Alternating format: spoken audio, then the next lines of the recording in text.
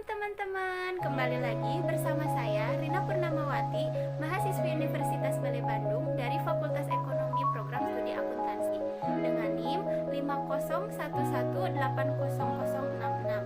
Kali ini saya akan kembali mereview beberapa bab dari mata kuliah auditing.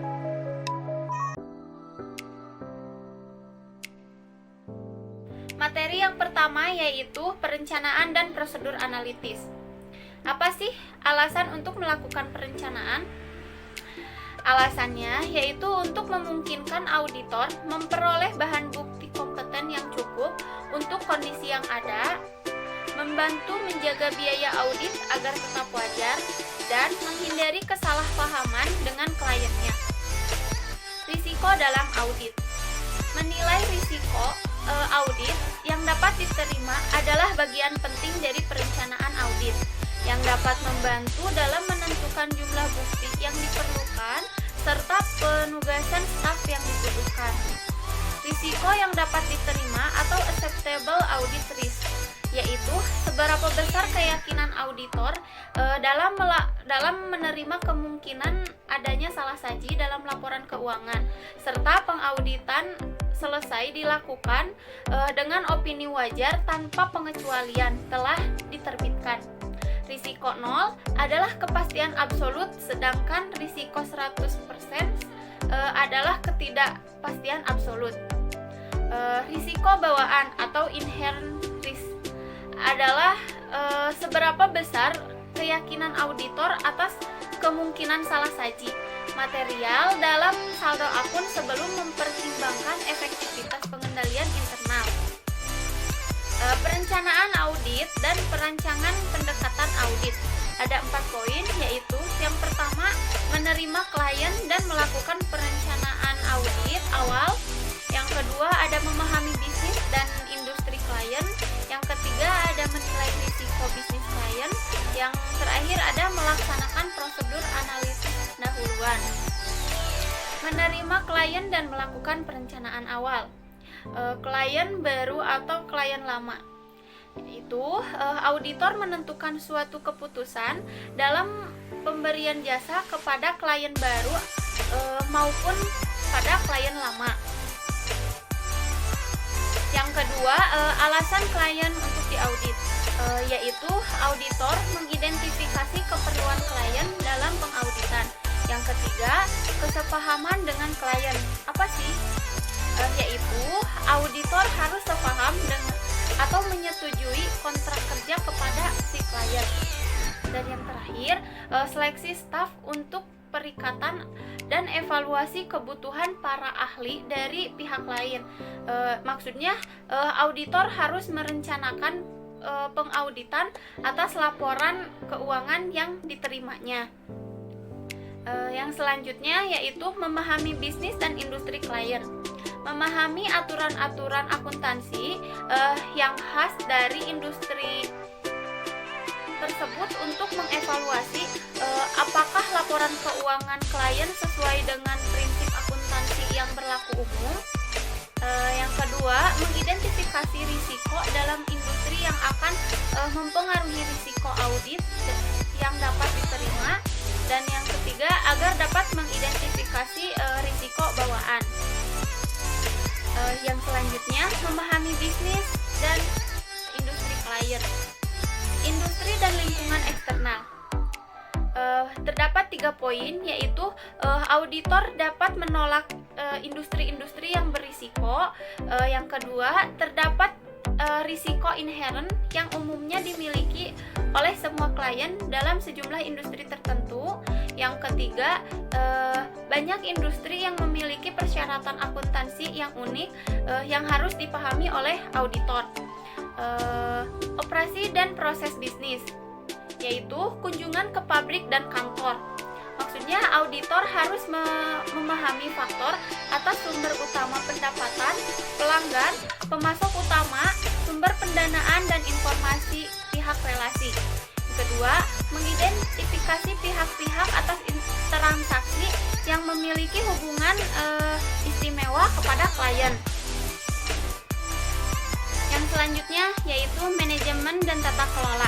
Audit auditor harus mengidentifikasi tata kelola perusahaan dari struktur organisasi aktivitas dewan direksi, serta dari komit audit dalam menghadapi risiko, karena hal tersebut sangat berpengaruh terhadap penyajian material laporan keuangan. Untuk mendapatkan pemahaman atas sistem tata kelola klien, auditor harus memahami akta pendirian perusahaan dan peraturan-peraturan serta kode etik perusahaan, dan membaca notulensi rapat si perusahaan. Yang selanjutnya ada tujuan dan strategi klien. Auditor harus memahami tujuan klien terkait dengan hal-hal berikut ini, yaitu yang pertama, keandalan laporan keuangan, yang kedua, efektivitas dan efisiensi operasional perusahaan, yang ketiga yaitu kepatuhan dengan hukum dan peraturan, pengukuran dan kinerja. Sistem pengukuran kinerja klien digunakan manajemen dalam mengukur kemajuan dalam mencapai tujuan perusahaan. Yang selanjutnya ada menilai risiko bisnis klien, yaitu yang pertama gagal mencapai tujuan, yang kedua kemajuan teknologi baru, dan yang terakhir adalah salah saji material dalam laporan keuangan.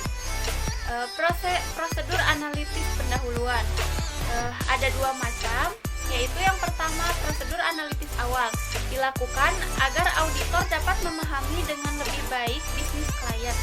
Yang kedua, prosedur yang dapat digunakan adalah untuk membandingkan rasio-rasio klien dengan industri atau kompetitor. Jenis prosedur analitis. Prosedur analitis merupakan bukti audit yang sangat bergantung pada pengembangan ekspektasi auditor terhadap saldo akun atau rasio yang seharusnya, tanpa mempertimbangkan jenis prosedur analitis yang digunakan, membandingkan data klien dengan membandingkan klien dan data industri, membandingkan data klien dengan data yang sama pada tahun sebelumnya,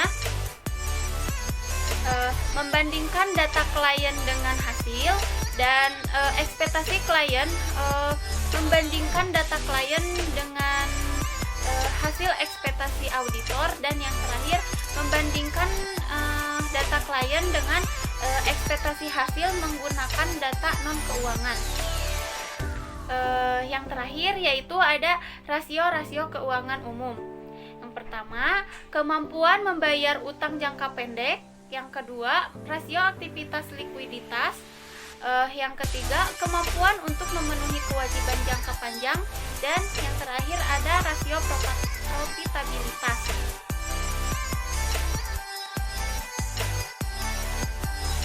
Materi yang kedua yaitu materialitas dan risiko.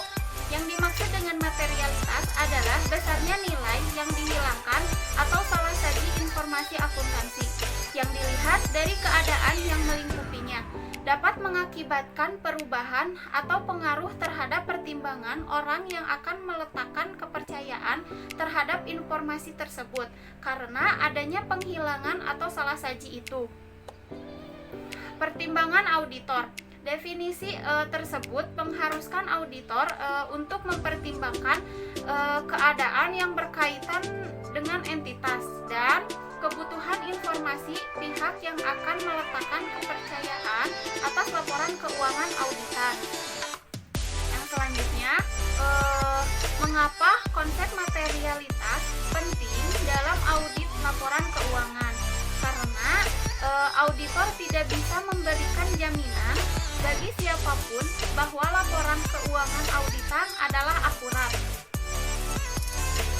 Dalam audit laporan keuangan, auditor memberikan keyakinan atau assurance sebagai berikut, yaitu yang pertama, bahwa jumlah-jumlah yang disajikan dalam laporan keuangan beserta pengungkapannya telah dicatat, diringkas, digolongkan, dan dikompilasi. Yang kedua, ia telah mengumpulkan bukti kompeten yang cukup sebagai dasar memadai untuk memberikan pendapat atas laporan keuangan auditan. Yang ketiga, bahwa laporan keuangan sebagai keseluruhan disajikan secara wajar dan tidak terdapat salah saji material karena kekeliruan dan kecurangan. Dan yang keempat, yaitu konsep yang melandasi keyakinan yang diberikan oleh auditor. Terdapat dua konsep. Yang pertama ada konsep materialitas dan yang kedua ada konsep risiko audit. Pertimbangan materialitas. Pertimbangan kuantitatif hubungan salah saji dengan jumlah kunci tertentu dalam laporan seperti yang pertama, laba bersih sebelum pajak dalam laporan keuangan. Yang kedua, total aktiva dalam neraca. Yang ketiga, total aktiva lancar dalam neraca. Dan yang terakhir, total ekuitas pemegang saham dalam neraca. Pertimbangan kualitatif seperti yang pertama, memungkinkan terjadinya pembayaran yang melanggar hukum. Yang kedua, kemungkinan terjadinya kecurangan. Yang ketiga, syarat yang tercantum perjanjian kredit dari bank. Yang keempat, adanya gangguan dalam tren laba. Dan yang terakhir, sikap manajemen terhadap integritas laporan keuangan. Tingkatan materialitas. Ada dua tingkatan, yaitu yang pertama materialitas pada tingkat laporan keuangan. Laporan keuangan mengandung salah saji material jika laporan tersebut berisi kekeliruan atau kecurangan yang dampaknya secara individual atau secara gabungan sedemikian signifikan sehingga mencegah penyajian secara wajar. Laporan keuangan tersebut sesuai dengan prinsip akuntansi yang berterima umum. Yang kedua, yaitu materialitas pada tingkat saldo akun, yaitu salah saji minimum yang mungkin terdapat dalam saldo akun yang dipandang sebagai salah saji material. Dan konsep materialitas pada tingkat saldo akun sama dengan saldo akun material atau besarnya saldo akun yang tercatat. Cara menerapkan materialitas. Auditor menggunakan materialitas dalam perencanaan audit dan pada saat mengevaluasi bukti audit dalam pelaksanaan audit. Yang selanjutnya, auditor perlu membuat estimasi materialitas karena terdapat hubungan terbalik antar jumlah dalam laporan keuangan yang dipandang material oleh auditor dengan jumlah pekerjaan audit yang diperlukan untuk menyatakan kewajaran laporan keuangan. Yang selanjutnya, ukuran kuantitatif materialitas. Sampai saat ini, belum ada panduan resmi yang diterbitkan oleh IAI atau Ikatan Akuntan Indonesia tentang ukuran kuantitatif materialitas. Berikut beberapa contoh panduan kuantitatif dalam praktik. Yang pertama, laporan keuangan dipandang mengandung salah saji material jika terdapat salah saji 5% sampai 10% dari laba sebelum pajak. Yang kedua, laporan keuangan dipandang mengandung salah saji material jika terdapat salah saji 1/2% sampai 1% dari total aktiva. Yang ketiga, laporan keuangan dipandang mengandung salah saji material jika terdapat salah saji 1% dari pasipa.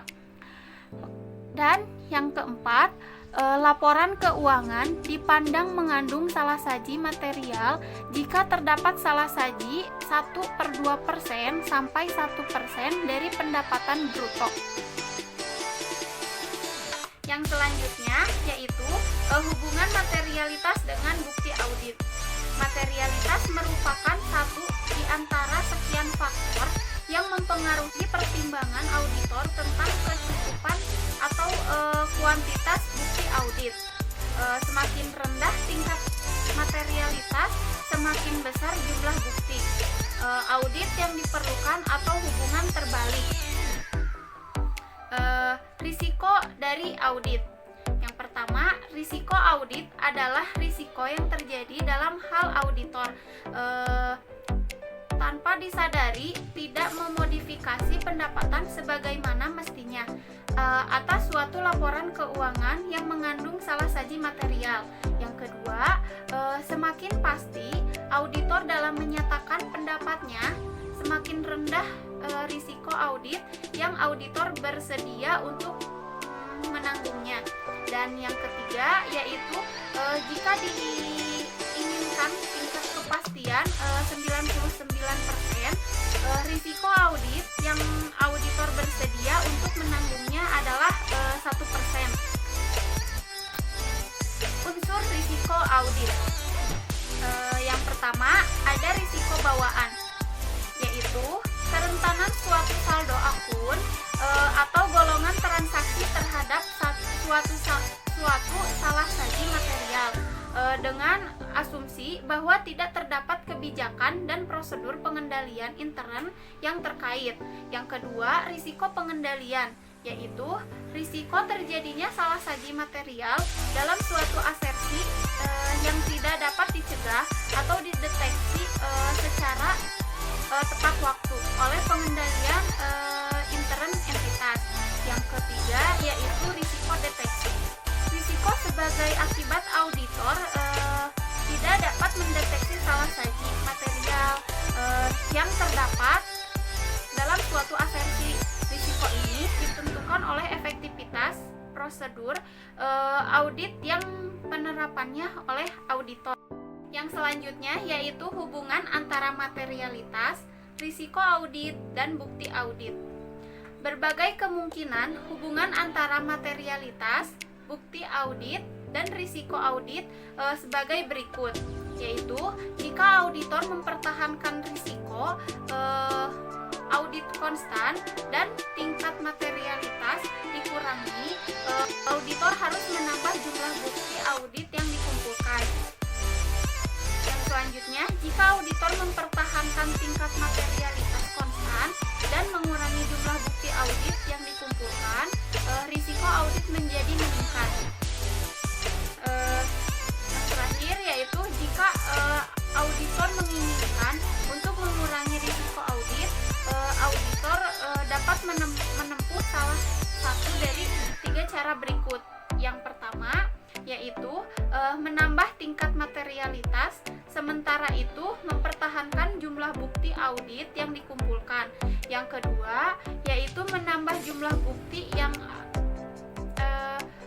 audit kumpulkan, sementara itu tingkat materialitas tetap dipertahankan dan menambah sedikit jumlah bukti audit yang dikumpulkan dan tingkat materialitas secara bersama-sama.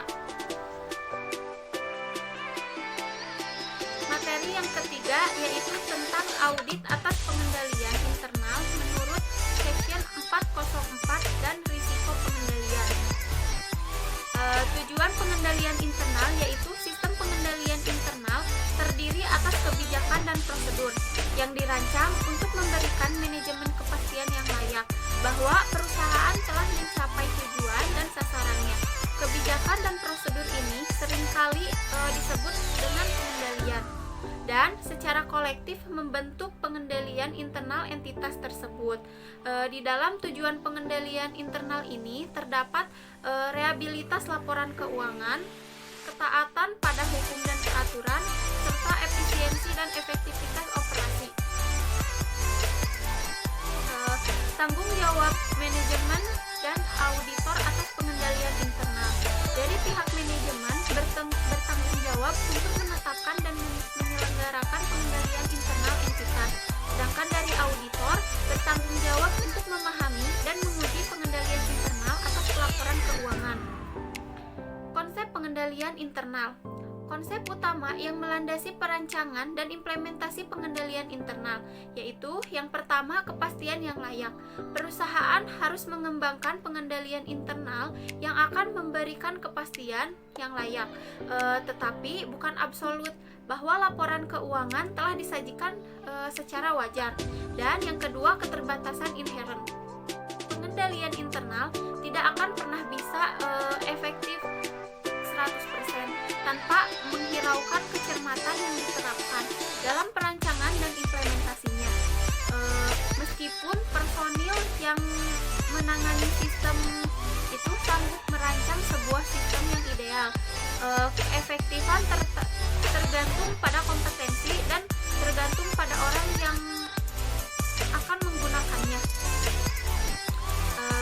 Tanggung jawab pelaporan oleh manajemen menurut Section 404. Manajemen juga harus mengidentifikasi kerangka kerja yang digunakan untuk mengevaluasi keefektifan pengendalian internal. Penilaian manajemen mengenai pengendalian internal atas pelaporan keuangan terdiri dari dua komponen, yaitu yang pertama, rancangan pengendalian internal. Manajemen harus mengevaluasi apakah pengendalian telah dirancang dan diberlakukan untuk mencegah atau mendeteksi salah saji material dalam laporan keuangan.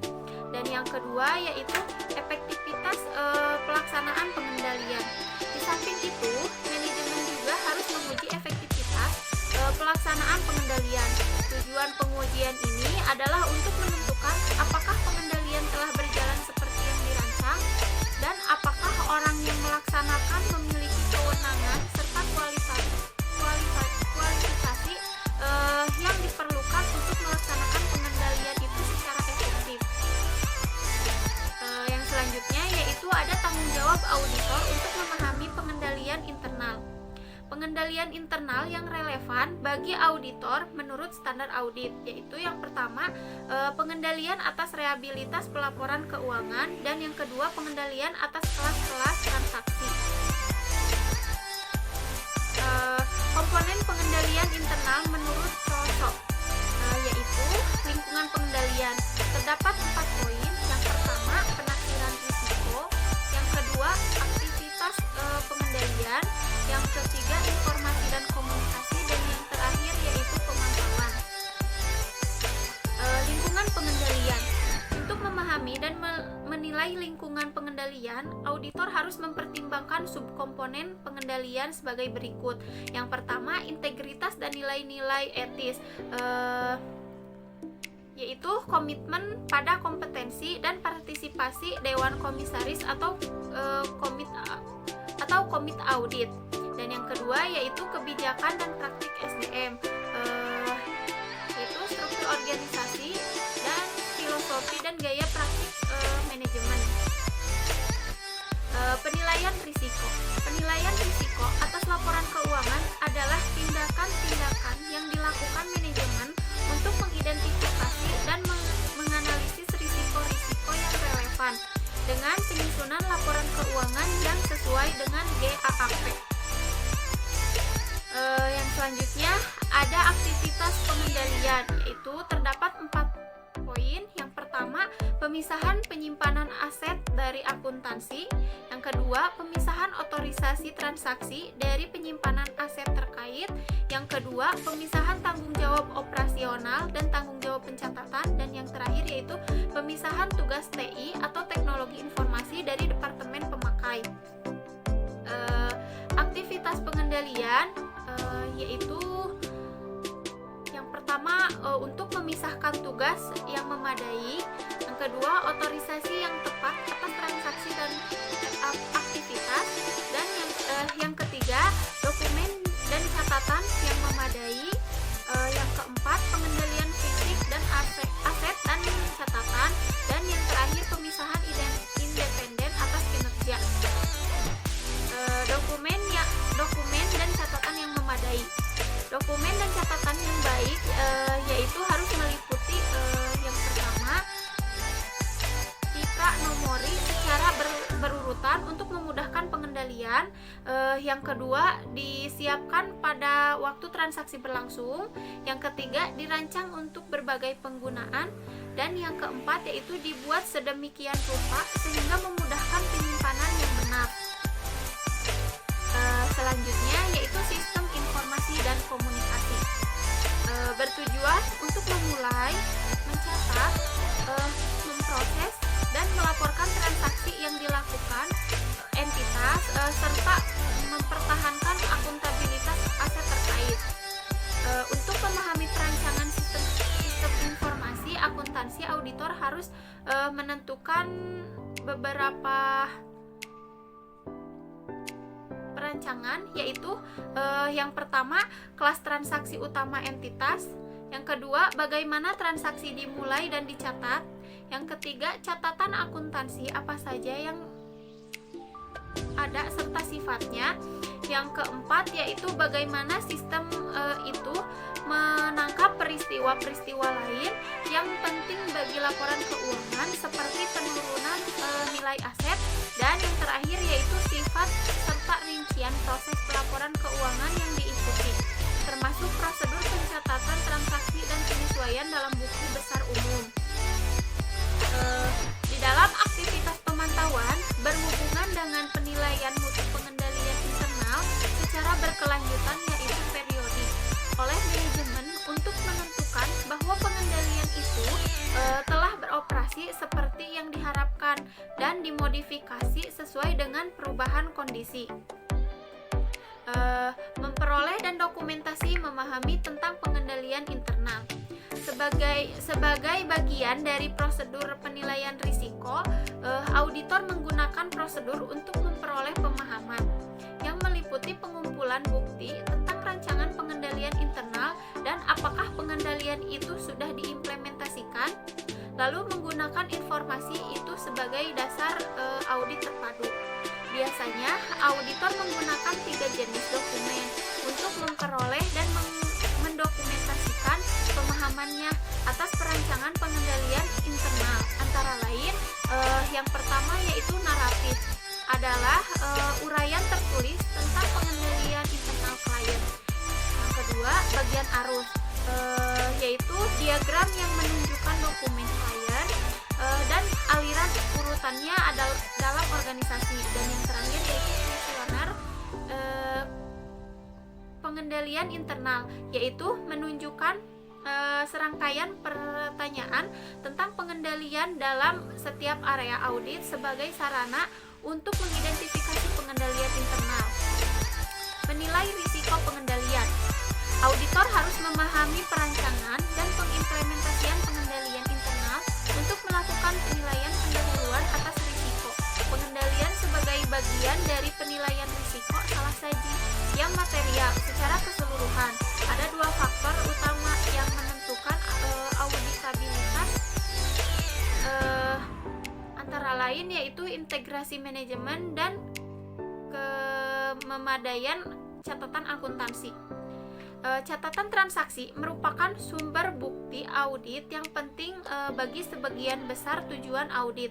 Jika catatan akuntansi deficient, bukti audit yang diperlukan mungkin tidak tersedia. Memutuskan risiko deteksi yang direncanakan dan merancang pengujian substantif.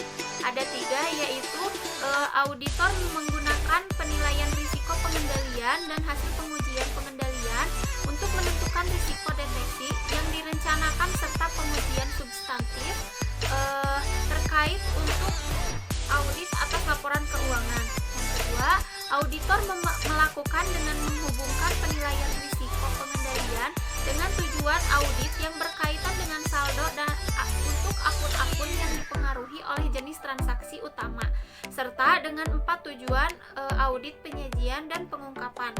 Yang ketiga atau yang terakhir, tingkat risiko deteksi yang tepat untuk setiap tujuan audit yang berhubungan dengan saldo kemudian diputuskan dengan menggunakan model risiko audit. Materi yang keempat yaitu tentang fraud audit atau audit kecurangan. Terdapat masalah dalam mencapai tujuan perusahaan, yaitu permasalahan yang mengganggu pencapaian tujuan organisasi. Dan oleh karenanya menjadi wilayah kerja internal auditor antara lain sebagai berikut, yaitu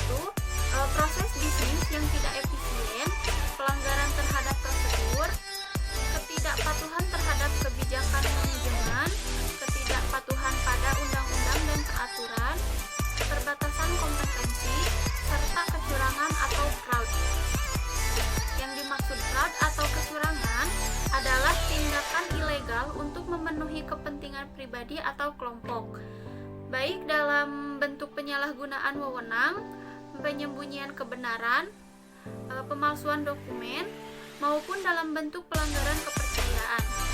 Untuk perencanaan audit fraud, seringkali terdapat beberapa pertanyaan-pertanyaan untuk dapat digunakan sebagai bahan acuan, yaitu yang pertama, risiko kecurangan seperti apa yang perlu dimonitor oleh internal auditor secara periodik. Yang kedua, bagaimana cara melaksanakan audit secara rutin terhadap risiko kecurangan yang kritikal.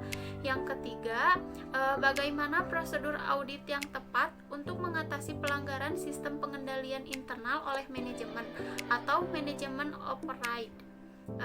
Yang keempat, adakah peristiwa penting yang mendorong perubahan prosedur audit atas manajemen operate.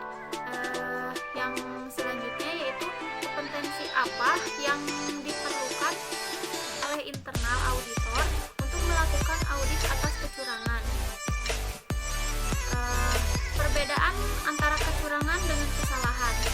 Kesalahan atau errors merupakan suatu tindakan yang tidak disengaja yang dapat terjadi dalam setiap tahap pengelolaan transaksi. Sedangkan kecurangan atau fraud adalah tindakan atau kesalahan yang disengaja. Fraud dalam laporan keuangan. Kecurangan dapat dilakukan melalui laporan keuangan dengan cara seperti memanipulasi, memalsukan atau mengubah bukti transaksi dan pembukuan, dengan sengaja menyajikan secara keliru atau menghilangkan transaksi atau informasi penting dalam laporan keuangan. Yang selanjutnya yaitu dengan sengaja menerapkan standar akuntansi secara tidak benar, baik dari sisi jumlah, klasifikasi, cara penyajian atau pengungkapan. Tanggung jawab auditor internal berdasarkan SAS 99. SAS atau Statement of Auditing Standard nomor 99 menyatakan bahwa auditor independen bertanggung jawab untuk merencanakan dan melaksanakan audit untuk mendapatkan jaminan memadai bahwa laporan keuangan bebas dari salah satu material, baik kesalahan yang tidak disengaja maupun kesalahan yang disengaja atau fraud. Secara khusus, SAS 99 menganjurkan kepada auditor independen untuk meningkatkan perhatian pada fraud dan juga meningkatkan skeptisisme profesional, meningkatkan intensitas diskusi tim audit atau brainstorming session. Dan selanjutnya mengumpulkan informasi yang diperlukan untuk mengidentifikasi risiko salah satu material dalam laporan keuangan yang disebabkan oleh fraud, membuat ringkasan hasil identifikasi fraud, dan menentukan rencana tidak lanjut atas temuan fraud. Mewajibkan pelaksanaan prosedur audit untuk mengidentifikasi potensi pelanggaran manajemen atau manajemen operate atas SPI, melakukan evaluasi hasil audit dan mengkomunikasikan fraud kepada manajemen, komit audit, dan pihak lain yang relevan. Pertanggungjawaban auditor eksternal. Audit umum atau general audit yang dilakukan untuk memberikan opini atau pendapat atas laporan keuangan, tidak didesain untuk mengungkapkan ketidakberesan.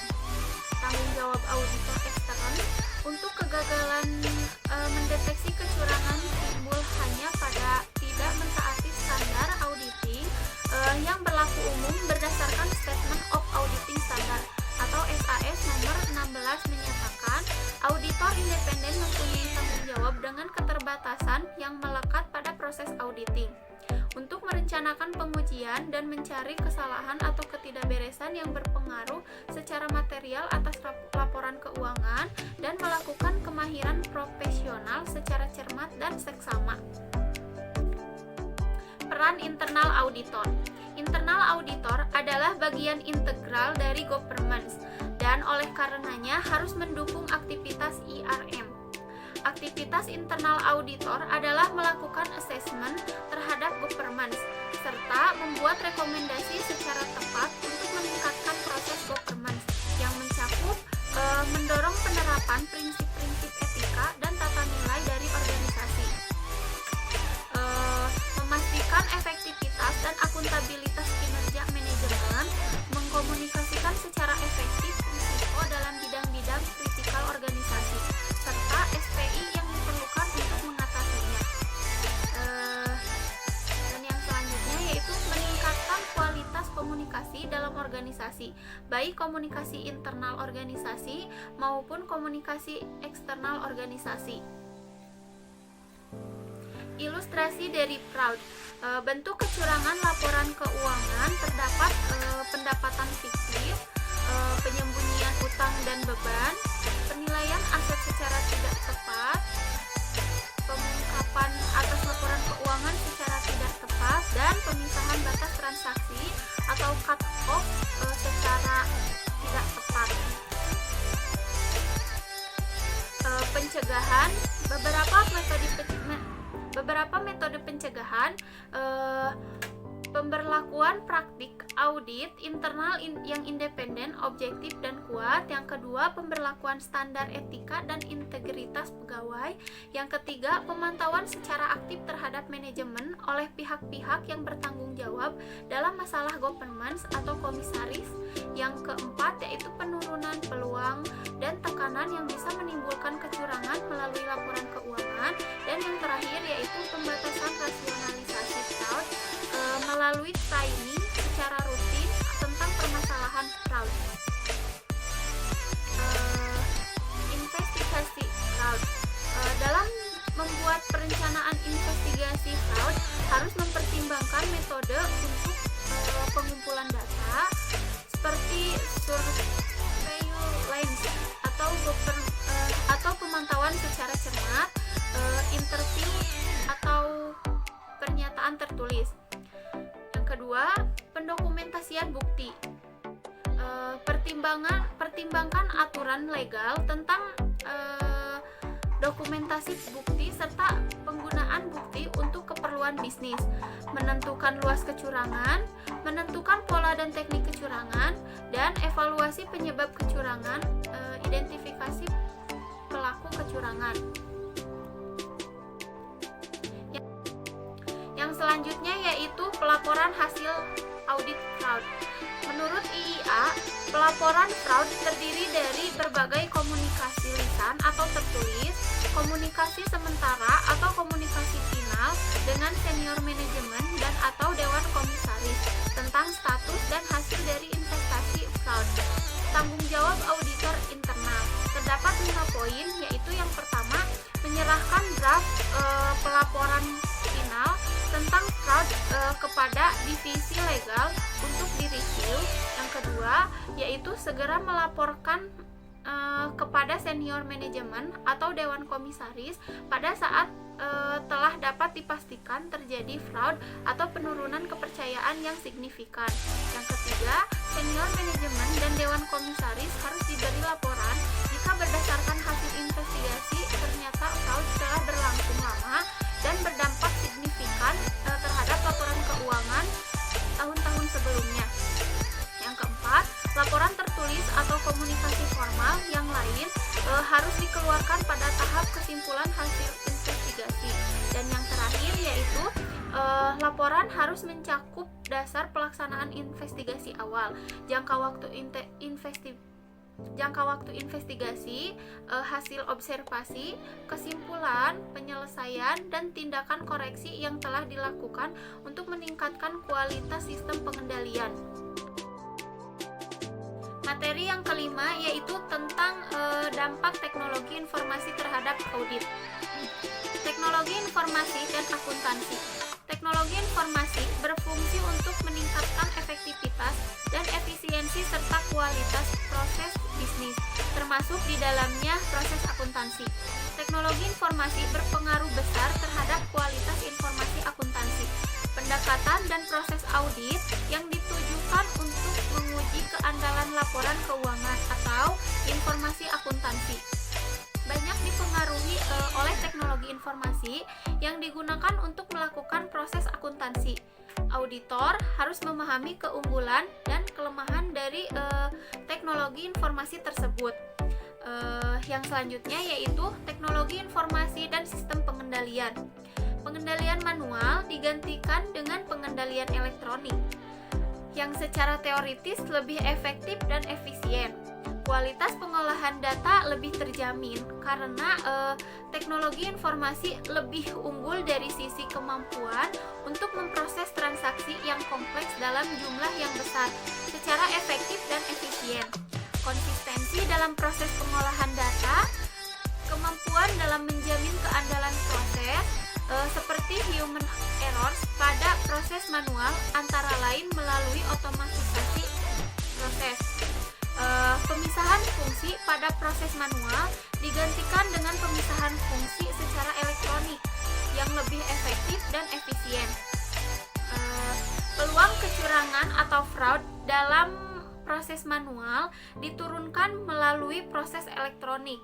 Kualitas informasi dari proses elektronik jauh lebih tinggi dibanding kualitas informasi dari proses manual. Misalnya dari sisi ketepatan waktu, keakuratan informasi, kemudahan akses, serta penyesuaian dengan kebutuhan pengguna informasi atau customizing. Risiko pengguna teknologi informasi, yaitu yang pertama ada kerusakan file, data, dan informasi karena rusaknya hardware dan software. Kerusakan proses yang sangat masif yang tidak dapat diketahui dengan segera, ketergantungan yang tinggi terhadap fungsi hardware atau software, kerusakan sistematis versus random. Pada saat proses manual digantikan dengan teknologi informasi. Kerusakan random karena human errors dapat diturunkan, tetapi kerusakan sistematis justru bisa meningkat karena program bekerja secara konsisten. Kedua yaitu unauthorized access. Akses online terhadap data elektronik berpotensi meningkatkan risiko akses tanpa otorisasi atau loss of data. Data elektronik yang rata-rata disimpan terpusat dalam database meningkatkan risiko kerusakan atau hilangnya keseluruhan data atau visibility of audit trail. Dalam sistem elektronik, jejak audit tidak lagi visible atau dapat dilihat dengan nyata sebagaimana dalam sistem manual. Yang ketiga yaitu ada reduce human involvement, yaitu atau penurunan keterlibatan manusia, yaitu dalam kebanyakan sistem teknologi informasi, karyawan yang berhubungan dengan pemrosesan transaksi tidak bisa melihat hasil akhir dari proses yang dilakukannya, sehingga mereka tidak bisa mengidentifikasi kesalahan proses yang telah terjadi. Lack of traditional authorization atau penghilangan otorisasi manual. Ketepatan otorisasi sangat bergantung dengan prosedur elektronik serta keakuratan master file yang digunakan oleh melakukan otorisasi elektronik. Yang keempat yaitu reduce separation of data. Komputer akan melakukan beragam pekerjaan secara simultan atas pekerjaan yang semula dilakukan secara manual oleh staf dengan fungsi dan tanggung jawab masing-masing. Penyatuan beragam fungsi dari teknologi informasi menggunakan maksudnya memungkinkan staf teknologi informasi termasuk staf lain yang memahami teknologi informasi melakukan kecurangan melalui teknologi informasi atau need of IT experience. Penggunaan teknologi informasi memerlukan staf yang memahami dan mampu memanfaatkan keunggulan teknologi informasi. Yang kelima yaitu general controls atau pengendalian umum. adalah sistem pengendalian untuk seluruh aspek fungsi teknologi informasi, mencakup administrasi teknologi informasi, pemisahan fungsi teknologi informasi, pengembangan teknologi informasi, pengamanan akses fisik dan online terhadap hardware atau software atau data, backup data, dan perencanaan kontingensi untuk situasi emergensi. Auditor harus mengevaluasi pengendalian umum untuk keseluruhan teknologi informasi dalam organisasi. Dan yang terakhir yaitu application controls atau pengendalian aplikasi. Adalah sistem pengendalian untuk program aplikasi yang digunakan untuk memproses transaksi, seperti pengendalian untuk sistem penjualan dan penerimaan kas. Auditor harus mengevaluasi pengendalian aplikasi untuk setiap kategori transaksi atau akun, karena pengendalian aplikasi bisa jadi berbeda-beda untuk setiap kategori transaksi atau akun. Pada bab atau materi yang terakhir menjelaskan tentang rencana dan program audit secara keseluruhan.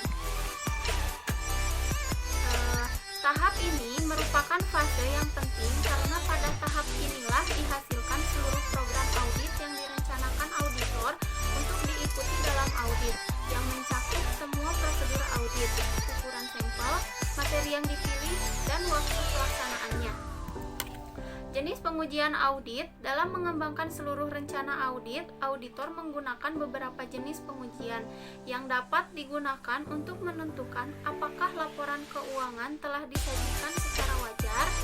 Pengujian tersebut meliputi prosedur penilaian risiko, pengujian pengendalian, pengujian substantif atas transaksi, prosedur analisis, pengujian rincian atas saldo, dan ikhtisar jenis-jenis pengujian. Yang selanjutnya yaitu memilih jenis pengujian yang akan dilaksanakan. Beberapa faktor dapat mempengaruhi pilihan auditor atas jenis pengujian yang akan dipilih, termasuk ketersediaan 8 jenis bukti, biaya relatif dari setiap jenis pengujian, efektivitas pengendalian internal, dan risiko inherent. Ketersediaan jenis bukti untuk prosedur audit selanjutnya yaitu masing-masing dari 4 jenis prosedur selanjutnya hanya melibatkan jenis bukti tertentu, yaitu konfirmasi, dokumentasi, dan sebagainya. Biaya relatif. Ketika auditor harus memutuskan jenis pengujian mana yang akan dipilih untuk memperoleh bukti yang tepat dan mencukupi biaya, bukti itu merupakan pertimbangan yang penting. Jenis pengujian yang tercantum berikut ini disusun menurut peningkatan biayanya, yaitu yang pertama, prosedur analitis dianggap paling murah karena relatif mudah dihitung dan dibandingkan. Yang kedua, prosedur penilaian risiko termasuk prosedur untuk memahami pengendalian internal yang tidak semahal pengujian audit lainnya karena auditor dengan mudah dapat melakukan tanya jawab dan pengamatan serta melaksanakan prosedur analitis perencanaan. Maksudnya perencanaan. Yang ketiga yaitu pengujian pengendalian juga melibatkan pengajuan pertanyaan, tanya jawab, pengamatan, dan infeksi.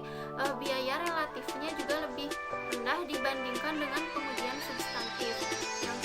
Yang keempat, pengujian substantif atas transaksi lebih mahal dibandingkan pengujian pengendalian yang tidak mencakup pelaksanaan ulang karena seringkali memerlukan rekalkulasi dan penelusuran.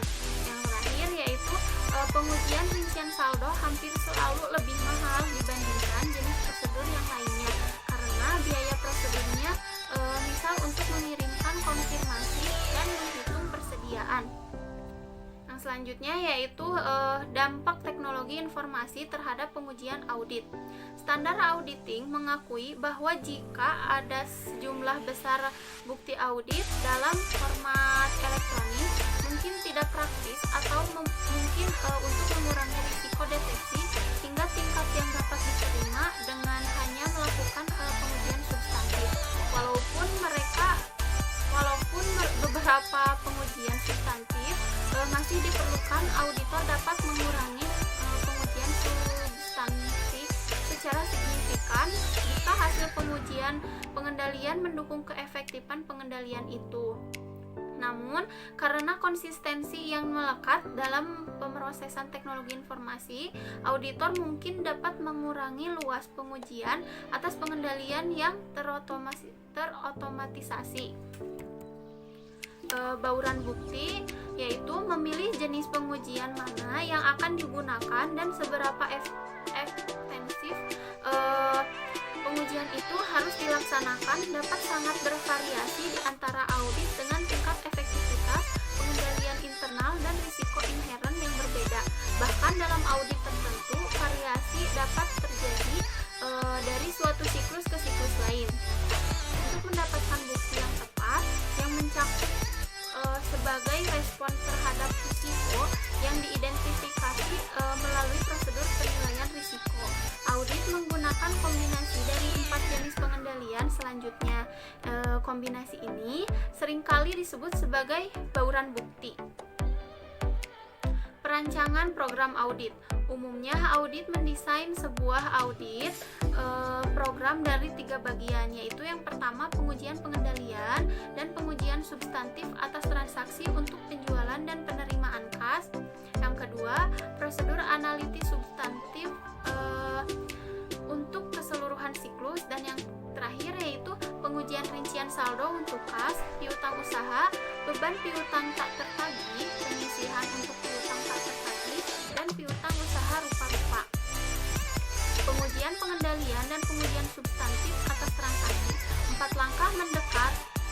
langkah pendekatan ketika auditor merencanakan untuk mengurangi risiko pengendalian, yaitu yang pertama, menggunakan tujuan audit terkait transaksi terhadap kelas transaksi yang diuji, misalkan penjualan. Yang kedua, mengidentifikasi pengendalian utama yang dapat mengurangi risiko pengendalian pada setiap tujuan audit terkait transaksi. Yang ketiga, mengembangkan pengujian pengendalian yang tepat disusun untuk seluruh internal controls yang digunakan untuk mengurangi penilaian awal terhadap risiko pengendalian di bawah maksimum atau pengendalian kunci. Dan yang terakhir yaitu mendesain pengujian tujuan audit terkait transaksi dengan mempertimbangkan kelemahan internal kontrol dan hasil dari pengujian pengendalian dapat dilakukan secara simultan.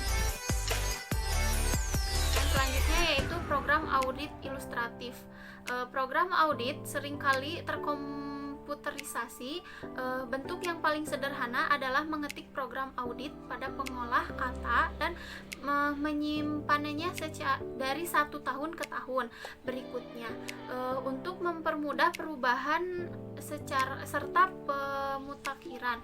Pendekatan yang lebih canggih lebih menggunakan perangkat lunak audit yang akan membantu auditor berpikir melalui pertimbangan perencanaan audit dan memilih prosedur yang sesuai dari database prosedur audit.